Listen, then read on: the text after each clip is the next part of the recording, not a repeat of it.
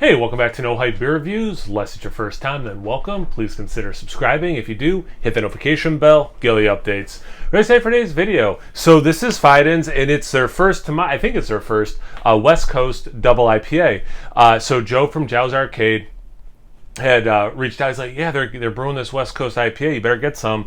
And then I saw he posted his review, so I'm like, I like to go into these beers as blind as possible. So I'm like, well, I really want to watch his. So I said, oh, I better review mine. So this is Socratic Questioning number 42, double IPA, 8.4% ABV.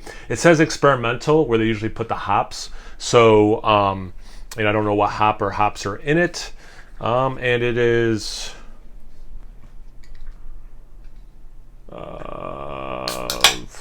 not quite, let's see, 3 weeks at time of review, 3.5 weeks. I don't know what today's date is. 3.5 weeks. Anyway, clear beer minus the dirty glassware. Yeah, I mean, that's, it looks unfiltered, certainly not, some sort of hazy New England style. It's a straw yellow color, maybe a little bit of orange dead center, but it's more, like that straw orange color. The head, it's white. It's white. I wouldn't even say it's like bone white. It's just white.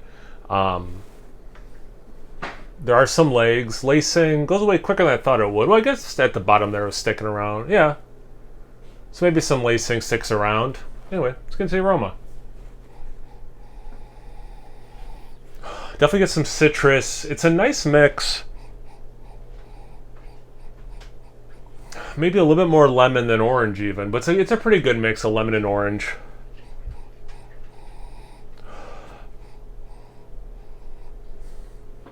Some malt.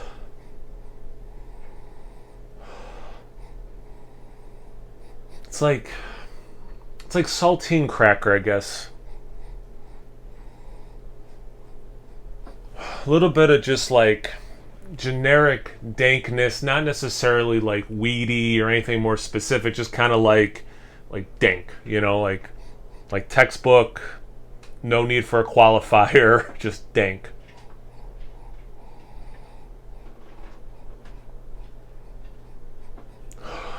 Man, that lemon, it's interesting too. It's a little zesty, but it's like so much more than just lemon. But like that's the thing that is like keeps like every time I smell it, I'm like, it's that, but it is more than that. And I'm sorry, the words just aren't coming. Maybe in the taste. Only one way to find out. Cheers. That's good. There is some of that lemon, but it's not as much as I was talking about it for the aroma. It's not as dominant in the taste.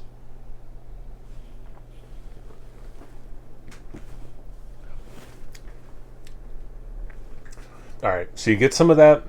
Maybe the last time I'll say lemon in this review. Some of the orange, so both things I talked about in the aroma that way. I wouldn't say up front it's grapefruit, but it does that thing, and I've had other beers, I think even recently, I forget which one, where as the sip goes on, like grapefruit kind of emerges into the finish, and like the aftertaste is decently grapefruit, pithy, grapefruit zesty.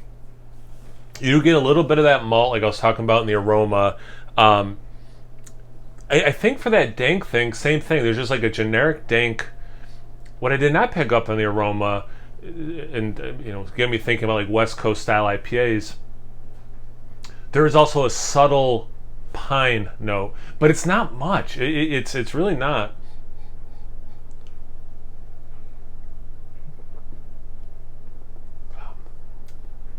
If anything, it's almost more like rosemary. But anyway, then you get some of like I was saying with like the zest and like using like again like these like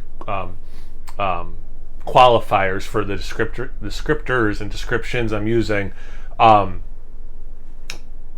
Like after the initial, man, there's that grapefruit thing. That initial citrus, zesty, little bit of fruit. Then you get this like marmalade version of that in the middle before the grapefruit kicks in. So it is, I guess it's very citrusy to me, is the short version of this review. But also with that marmalade e-ness of it. There's also just like generic hop candy, like just like a sweet, just yeah, that's hops, and it's like, you know, it's got like bitterness, but also, as we know, hops does, you know, it's not only bitterness. You know, hops can produce a lot of flavors, but it's like just kind of like generic hoppiness in hard candy form, which I have had that before. If you've had it, I think if you taste this beer, you'd be like, oh yeah, like I know what you're talking about. But if you haven't, maybe that seems like a weird thing to bring up. But it's nice. You know what, another word I should really use? Crisp. It's crisp. It's delivering that West Coast double IPA thing. It's just nice. It's just nice. I forget if I mentioned this. It's like stupid hot. It's been over 90 degrees the last 2 days. And this is definitely the kind of beer. It's just like super refreshing, also, to use that word.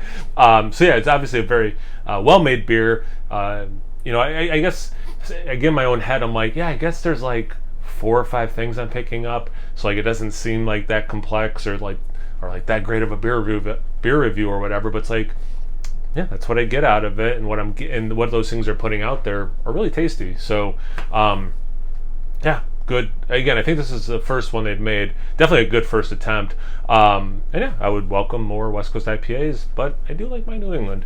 Have you had this beer before? Have you had a nice West Coast style IPA you want to tell me about? I don't know. Anything, everything. Comment section below. Let's get a conversation going.